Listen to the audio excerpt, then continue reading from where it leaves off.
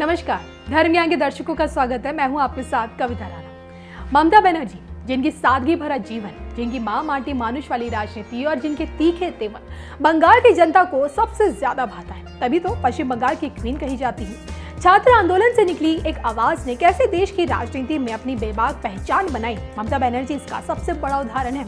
उनका राजनीतिक सफर कई कहानियों को समेटे हुए है, लेकिन आज हम उनकी कहानियों की बात नहीं करेंगे, बल्कि आपको ये बताएंगे जो बीजेपी दीदी पर हिंदू विरोधी और मुस्लिम तुष्टीकरण का आरोप लगाती रही है, आज उसी बीजेपी को दीदी ने मात दे दी। इस बार दुर्गा पूजा की आड़ में हिंदुओं की आस्था का ख्याल रखते हुए प्रदेश के मुख्यमंत्री ममता बनर्जी ने कई बड़े बड़े ऐलान कर दिए। देखा जाए तो पिछले साल से ही दीदी अपनी हिंदू विरोधी छवि को सुधारती आई है। अब बंगाल के चुनावी मौसम में देखे लोगों ने दीदी को मंदिर मंदिर जाते देखा, मंच से चंडी का पाठ करते हुए देखा और तो और दीदी खुद को ब्राह्मण बताते हुए भी नजर आई। बीजेपी के हिंदू कार्ड के लिए दीदी ने जो कुछ भी हो पाया वो उन्होंने करके दिखाया। और अब आगे 24 का चुनावी संग्राम है। अब बंगाल से निकलकर दीदी अब देश के सिंहासन पर बैठना चाहती है, खुद को पीएम पद की रेस में देखती है। भले देखिए इस वक्त प्रधानमंत्री की गद्दी के दावेदार कई हैं, केजरीवाल से लेकर नीतीश कुमार इस लाइन में खड़े हों, लेकिन पलड़ा तो अभी भी दीदी का सबसे ज्यादा भारी है। 24 का रन जीतने के लिए अभी से ममता बनर्जी ने तैयारियां करनी शुरू कर दिया, तभी तो दुर्गा पूजा को लेकर उनकी मेगा तैयारियां सबसे ज्यादा अब सुर्खियों में है। बुराई पर अच्छाई की जीत का प्रतीक माँ दुर्गा पूजा, जो कि हमेशा से इसकी सांस्कृतिक जड़ें बंगाल से जुड़ी है, इसलिए यहाँ की रौनक हमेशा देखने लायक रहती है। कहते हैं कि दुनिया में कहीं माँ दुर्गा की सबसे ज्यादा मूर्तियां अगर बनती हैं तो वो जगह है पश्चिम बंगाल।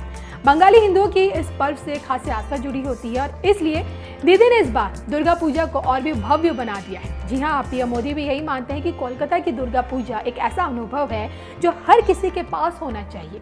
और पीएम मोदी खुद शिव भक्त तो हैं ही, शक्ति के भी बहुत बड़े उपासक है और इसलिए दीदी ने मौके पर चौका मारते हुए दुर्गा पूजा का आयोजन करने वाली सभी समितियों को 60-60 हजार रुपए देने का ऐलान कर दिया है। अब तक देखिए पूजा समितियों को 50-50 हजार रुपए मिलते थे, लेकिन इस बार 10 हजार रुपए बढ़कर मिलेंगे। और इतना नहीं, दुर्गा पूजा के पंडालों को 60% की रियायत पर बिजली देने का भी फैसला किया है। और तो और इस उत्सव पर राज्य कर्मचारियों को भी 11 दिन की छुट्टी देने का ऐलान किया है। तो इसको लेकर देखिए मुख्यमंत्री ममता बनर्जी ये कहती हैं, राज्य सरकार के कर्मचारी दुर्गा पूजा के दौरान 11 दिन का अवकाश ले सकते हैं। पश्चिम बंगाल का सबसे बड़ा उत्सव दुर्गा पूजा इस साल 30 सितंबर को शुरू हो रहा है। हमारी सरकार यूनेस्को को दुर्गा पूजा को सांस्कृतिक विरासत घोषित किए जाने पर धन्यवाद देने के लिए 1 सितंबर को रैली निकालेगी। 1 सितंबर की रैली का कोई राजनीतिक एजेंडा नहीं है, कोई भी इसमें शामिल हो सकता है। मैं उच्च माध्यमिक स्कूलों के 10,000 विद्यार्थियों को भी इस रैली के लिए आमंत्रित करूंगी। तो दुर्गा पूजा के मौके पर न सिर्फ धनराशि को बढ़ाना बल्कि 11 दिन की छुट्टियों का ऐलान भी करना ये दर्शाता है कि भाई दीदी अब किसी भी कीमत पर अपनी हिंदुत्ववादी छवि को खोना नहीं चाहती और इसलिए बंगाली हिंदुओं के दिल में अभी से जगह बनाने की कोशिश कर रही है और जिसका फायदा 24 के चुनाव में भी मिल पाए। बहरहाल बंगाल की दुर्गा पूजा क्यों होती है सबसे ज्यादा खास, आइए इस पर भी एक नजर डालते हैं। बंगाल में माँ दुर्गा के महिषासुर मर्दनी स्वरूप को पूजा जाता है। पंडालों में दुर्गा की प्रतिमा महिषासुर का वध करते हुए बनाई जाती है। दुर्गा के साथ अन्य देवी देवताओं की प्रतिमाएं भी बनाई जाती हैं और इस पूरी प्रस्तुति को चाला कहा जाता है। दुर्गा पूजा के लिए चली आ रही परंपराओं में चोखोदान सबसे पुरानी परंपरा है। चोखोदान के दौरान दुर्गा की आंखों को चढ़ावा दिया जाता है। चाला बनाने में 3 से 4 महीने का समय लगता है और इसमें दुर्गा की आंखों को अंत में ही बनाया जाता है। अष्टमी के दिन यहाँ अष्टमी पुष्पांजलि का त्योहार मनाया जाता है। इस दिन सभी लोग दुर्गा को फूल अर्पित करते हैं और इसे माँ दुर्गा को पुष्पांजलि अर्पित करना कहा जाता है। बंगाल में दुर्गा पूजा सिर्फ पंडालों तक ही सीमित नहीं है। यहाँ लोग 2 तरह की दुर्गा पूजा करते हैं। एक पूजा पंडाल में बड़े स्तर पर की जाती है जिसे पारा कहा जाता है और दूसरा बारे जो घर में की जाती है।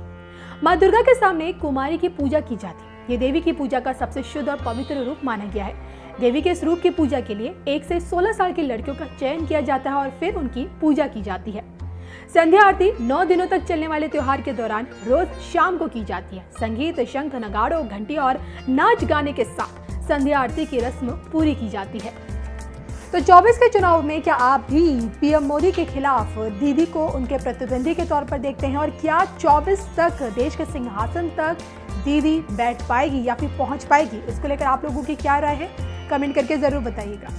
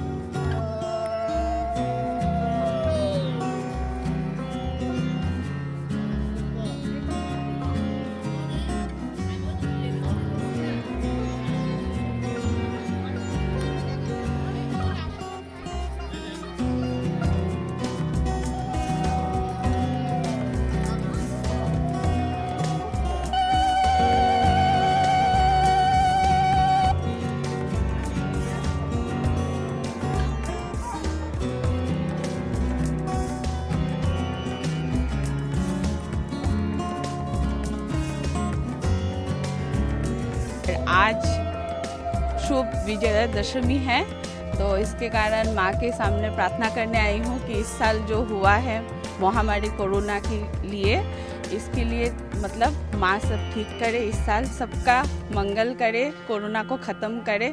बस यही प्रार्थना है माँ दुर्गा से। और हम लोग जो ये पूजा करते हैं, सिंदूर हम लोग एक जन को लगाते हैं। हम लोग इसलिए शुभकामनाएं देते हैं कि हम लोग हमेशा मतलब सिंदूर लेके हम लोग जा सके। और हम लोग का ये सिंदूर खेला ये बंगाली का सबसे बड़ा त्योहार है। विजयादशमी में हम लोग एक जन को सिंदूर लगाते हैं कि हम लोग हमेशा हम लोग का पति सलामत रहे और हम लोग का घर सब खुशहाल रहे। तो इसलिए हम लोग ये सिंदूर खेलते हैं और थोड़ा अच्छा भी लगते हैं।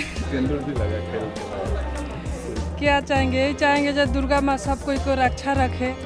आए हैं हम लोग का गांव में, सब कोई पूरा परिवार बना रहे, पूरा संसार बना रहे, यही चाहेंगे। सिंदूर खेलते हैं हम लोग, आज खेलने का दिन है, अच्छा होता है, माँ आशीर्वाद देती है, इसीलिए हम लोग सब मिल के खेलता है।